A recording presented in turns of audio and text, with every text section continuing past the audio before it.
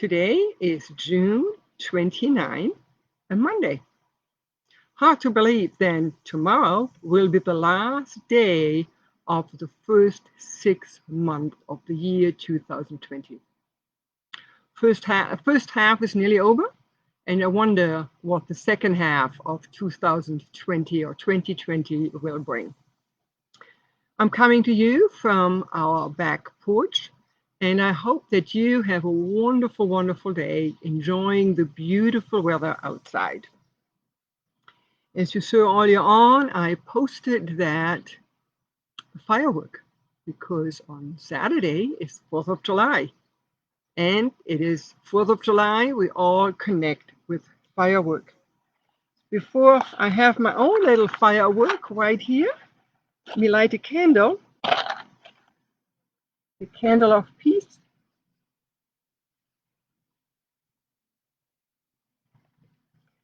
Candle of God lighting into the world, and I ask you for prayer. Oh, gracious God, your beauty is beyond our imagination. Your power we cannot comprehend. Show us your glory as far as we can grasp it, and shield us from knowing more than we can bear, until we may look upon you without fear, through Jesus Christ. Amen. Fireworks.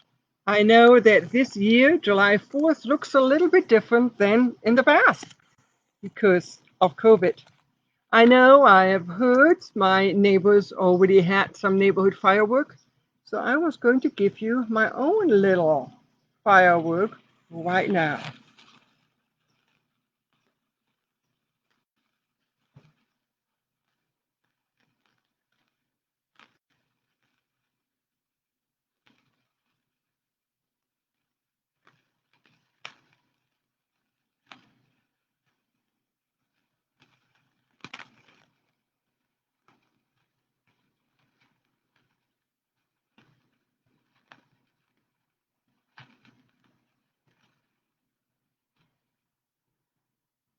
Sparklers.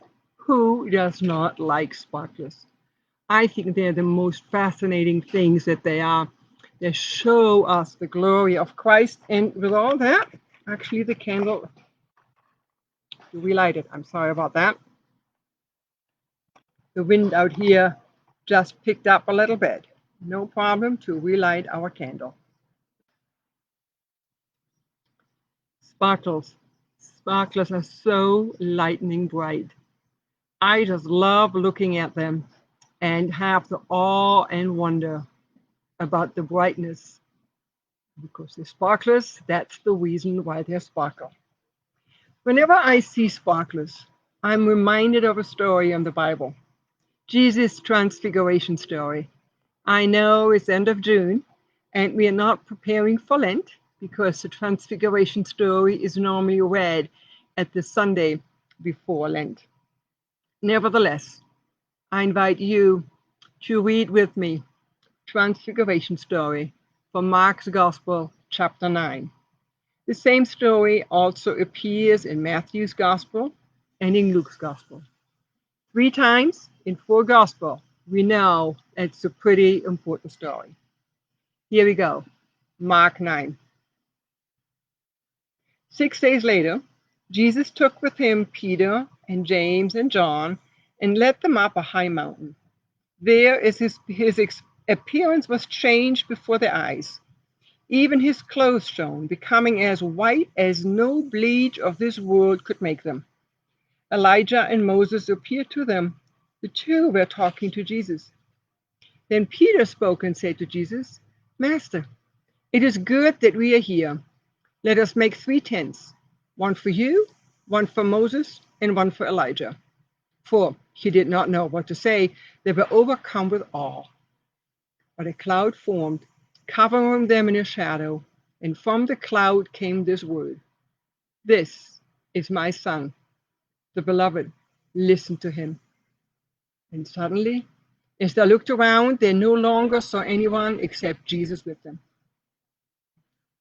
Transfiguration story. I love it.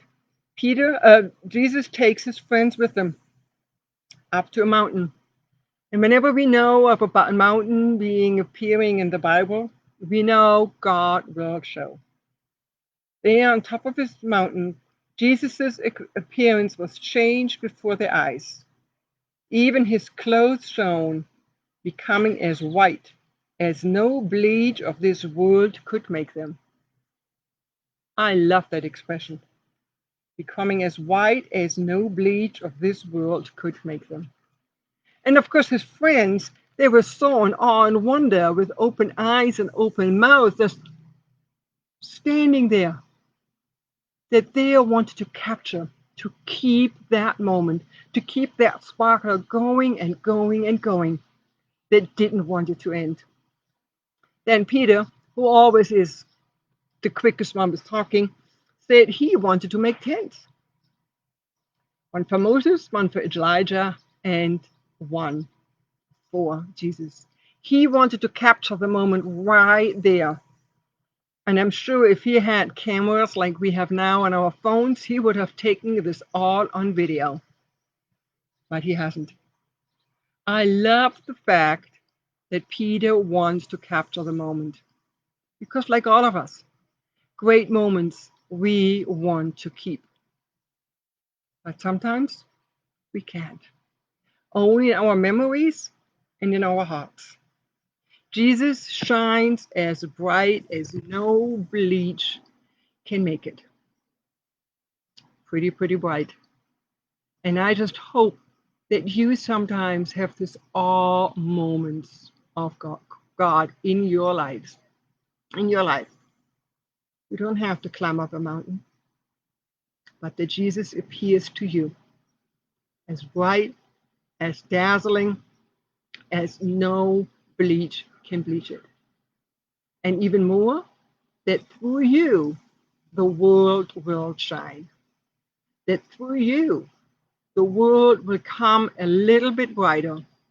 That through you, you can somehow be the light that overcomes the darkness. There's so much darkness and so much fear in this world, but through Christ, who is the light of the world and who sends you to be the light of the world, I hope you can brighten somebody's day today and tomorrow. It does not have to be like a sparkler, but it can be just with a smile. It can be with a gesture. It can be with writing a card, or it can be by bringing somebody to Christ, sharing the ever-widening circle of Christ's love with them to somehow brighten their day. In conclusion, I would like to share a prayer with you. This prayer was written by Joanna Harwader. The mountaintop, the shining face, the glowing clothes, the voice of God speaking from the cloud, the commandments etched in stone. Sometimes God shows up in ways we cannot deny, in a place we can go, a light we can see, a voice we can hear, a stone we can touch. Sometimes. Sometimes there's the veil, the overshadowing, terrifying cloud, the questions, the appearing, the disappearing, the excitement, the wondering, and the silence. Sometimes God shows up in ways we cannot deny. However, God always shows up somehow. Always you are God, you are loyal and faithful to us all. Always God, you show up somehow. Amen. I hope that you can enjoy this beautiful evening and also tomorrow, the last day of the first half of 2020. And we have decided that starting in July, we will only have one evening prayer on Monday nights because a lot of people are on vacation. Have a good night, and I see you then later. Bye-bye.